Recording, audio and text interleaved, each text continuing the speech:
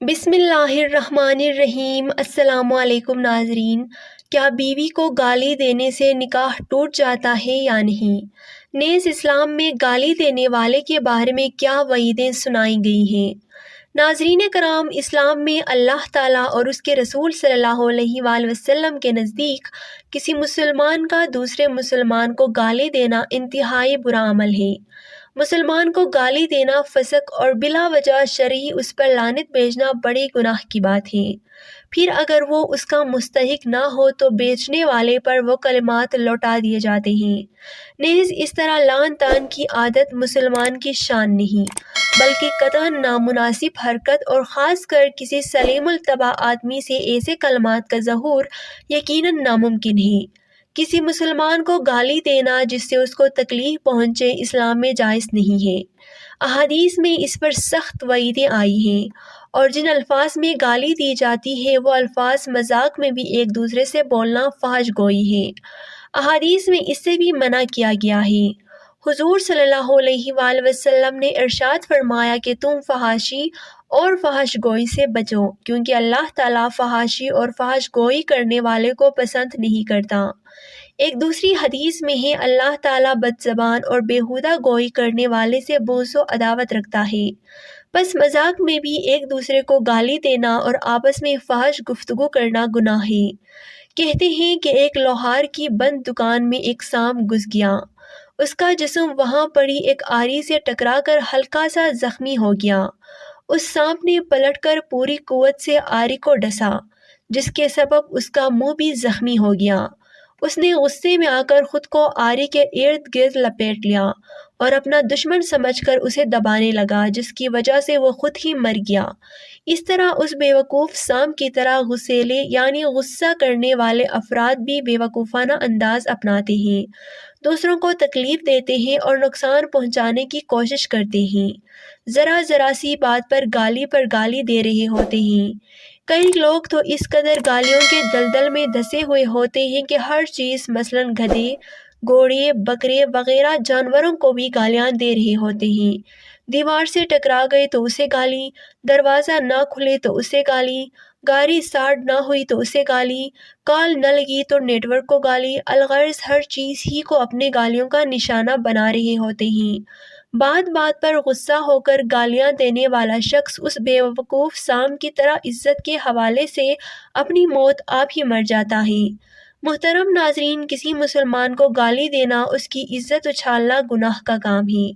اللہ پاک کے آخری نبی صلی اللہ علیہ وآلہ وسلم نے فرمایا، سود 70 گناہوں کا مجموعہ ہے، اور ان میں سب سے کم یہ ہے کہ کوئی شخص اپنی ماں سے بدکاری کرے، اور سود سے بڑھ کر گناہ مسلمان کی بے عزتی کرنا ہے۔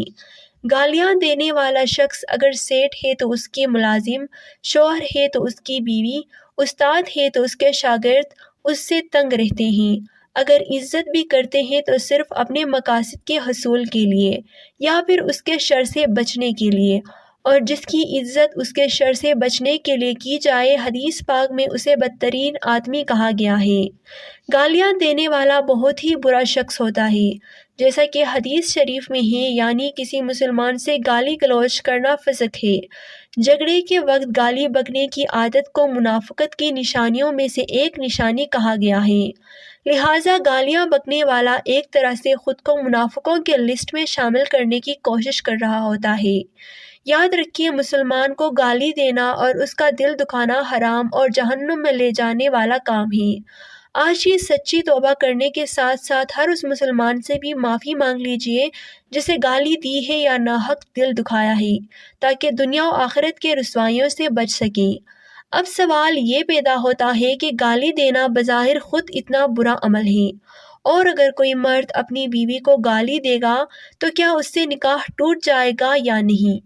اسلام کی اعلیٰ تعلیمات میں اہل اسلام کو آپس میں گالم گلوچ سے سختی سے روکا گیا ہے، اور ایسا کرنے پر شدید وعیدیں سنائی گئی ہیں۔